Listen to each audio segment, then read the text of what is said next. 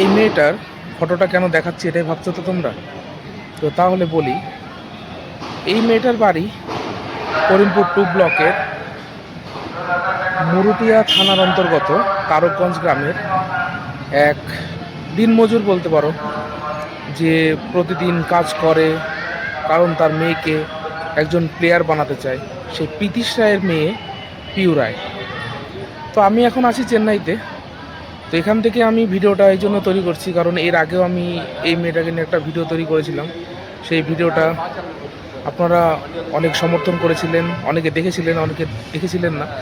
তবুও আমি বলছি যে ছবিতে যে মেয়েটিকে দেখতে পাচ্ছেন ট্রফি হাতে, এই মেয়েটি পিউ রায়, যে under 17 2025 football tournament, women's football টুর্নামেন্টে পশ্চিমবঙ্গকে রিপ্রেজেন্ট করেছিল।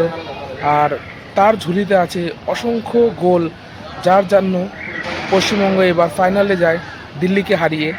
কিন্তু তাদের সম্মুখীন হতে হয় মণিপুরের মতন এক শক্তিশালী টিমের কাছে।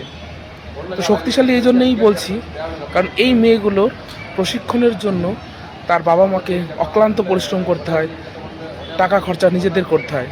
এই সমস্ত মেয়েরা কোনো স্পন্সর পায় না বা কোনো ইকুইপমেন্ট নেই এদের কাছে তেমন।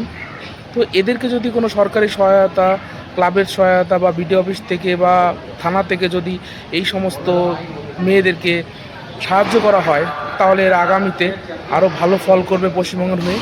তো আমি সবাইকে বলবো যে এই সমস্ত মেয়ে যারা খেলার জন্য উৎসাহী তাদেরকে অবশ্যই সাহায্য করো, যাতে তারা ভবিষ্যতে আরও নাম করতে পারে। আর রাজ্যের নাম তো অবশ্যই হবে, জেলার নাম হবে, থানার নাম, গ্রামের নাম। সবাই গর্ববোধ করছি আমরা পিউ রায়ের জন্য, যে আন্ডার 17 ওমেন্স টিমের একজন অংশ ছিল।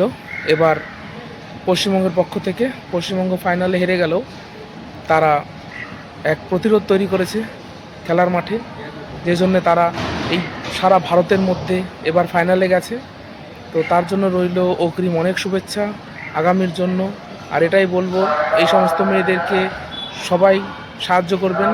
স্পন্সরের জন্য আমি বলছি, যাতে এদের খেলার জন্য কোনো ভাবনা চিন্তা না করতে হয়, খেলার বলের জন্য, বুটের জন্য যেন কোনো চিন্তা ভাবনা না করতে হয়।